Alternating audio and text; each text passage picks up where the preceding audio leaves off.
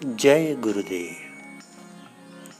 श्रीमद् दशवैकालिक सूत्र के चतुर्थ अध्याय की अंतिम गाथाओं के परिप्रेक्ष्य में आयोजित साधना की प्रायोगिक विधि की इस कार्यशाला में आपका स्वागत है। अभी तक इसके 10 भाग आपके सामने प्रस्तुत हो चुके हैं। आज 11वां भाग हम प्रारंभ कर रहे हैं और इन भागों के भीतर अभी तक हम लोगों ने इन 29 गाथाओं में से प्रारंभिक 18 गाथाओं की परिचर्चा संपन्न कर ली। आज हम 19वीं गाथा की चर्चा प्रारंभ करते हैं।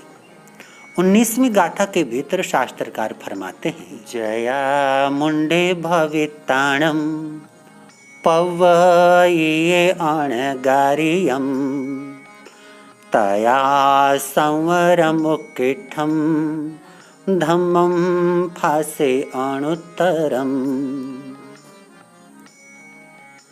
जया मुंडे भविताणम पव्वये अणगारियम, अर्थात साधक जब मुंडित हो करके 10 प्रकार के मुंडनों की परिचर्चा कल हमने संपन्न की, उन 10 प्रकार के मुंडनों से संपन्न होकर के जब अणगार धर्म में प्रवर्जित हो जाता है, प्रविष्ट हो जाता है, तब वह तया संवरम उक्किठम धम्मम फासे अणुत्तरम, तब वह उत्कृष्ट संवर का स्पर्श करता है और अनुत्तर धर्म का स्पर्श करता है। ये शास्त्र के वचन है। उत्कृष्ट संवर क्या होता है उसको समझने से पहले हम समझें संवर क्या होता है। 2 बातें बड़ी प्रसिद्ध हैं, एक संवर और दूसरा आश्रव। आश्रव का अर्थ है मेरे भीतर में, मेरे जीवन में पापों के, कुविचारों के, विकारों के आगमन के रास्ते। जितने भी मार्गों से, जितने भी उपायों से मेरे भीतर में पाप को प्रवेश प्राप्त होता है, पाप के आने का मार्ग बनता है, वो सब आश्रव है। और ऐसे आश्रव द्वारों को रोक देना संवर है। जैसे मान लीजिए किसी तालाब में अलग अलग नालों से पानी आ रहा हो और व्यक्ति को उस तालाब को सुखाना हो, उसे स्वच्छ करना हो, तो सबसे पहला काम उसको करना होगा कि जिन जिन नालों से उस तालाब में पानी आ रहा है, पहले उन नालों को बंद करना होगा। जब वो उन नालों को बंद करेगा, उसके बाद ही उसका पानी उलीचने का क्रम प्रारंभ हो सकेगा। तो संवर का अर्थ है जहां जहां से उस तालाब में पानी आ रहा है, उन द्वारों को रोक देना, उन्हें बंद कर देना। जैसे ही पानी के आगमन का रास्ता रोक दिया तो तालाब में और पानी नहीं भर सकेगा और जो पहले से भरा हुआ पानी है उसको उलीच करके खाली किया जा सकेगा, उसको निकाल करके स्वच्छ किया जा सकेगा।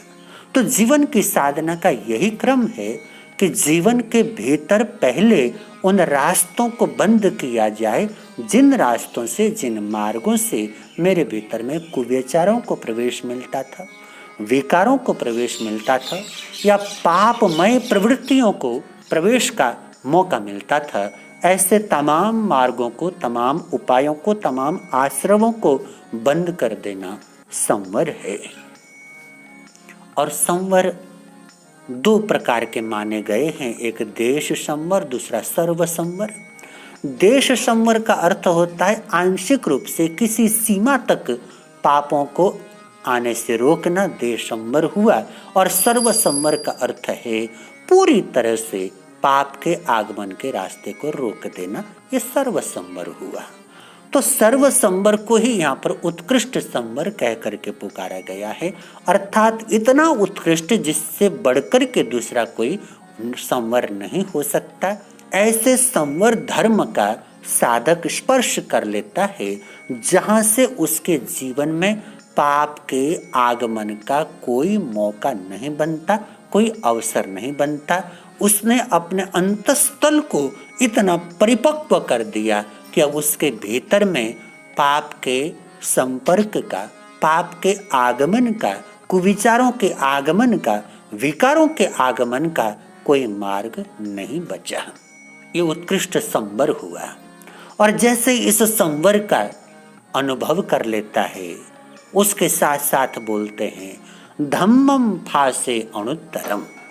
उसके बाद सचमुच में धर्म की यात्रा आगे बढ़ती है और जीवन में जो पाप पहले से संचित थे उन पापों को उलीच करके बाहर फेंकता है, जिसको हम लोग तपस्या बोलते हैं। और जब संवर और तप के द्वारा अपने जीवन के भीतर पापों के आगमन का रास्ता रोक देता है और पहले से रहा हुआ जो गलत संचय है उसको उलीच करके बाहर कर देता है, तो ऐसा साधक धम्मम फासे अनुत्तरम, वो अनुत्तर धर्म का स्पर्श कर लेता है। अनुत्तर धर्म, धर्म तो अपने आप में धर्म है, वो छोटा बड़ा नहीं हो सकता, वो साधारण या विशेष नहीं हो सकता। धर्म स्वभाव से वो धर्म होता है जो हमारे को कल्याण की ओर लेकर के चले, पाप से मुक्त करे और हमारे को अपने स्वभाव के भीतर प्रतिष्ठित करे। तीर्थंकर प्रभु महावीर स्वामी से एक बार पूछा गया कि भगवान धर्म क्या है, धर्म का परिचय क्या है, शुद्ध धर्म के बारे में आप हमें बताएं। तब भगवान ने फरमाया था वत्थु सहावो धम्मो, अर्थात वस्तु का अपना जो स्वभाव है वही धर्म है। वस्तु का स्वभाव, जब हम अपने स्वभाव में प्रतिष्ठित हो जाते हैं तो धार्मिक हो जाते हैं, तो धर्म से संपन्न हो जाते हैं।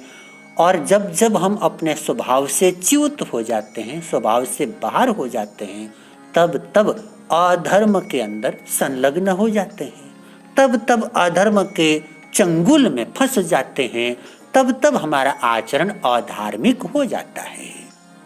तो स्वभाव को ही धर्म कह करके पुकारा है।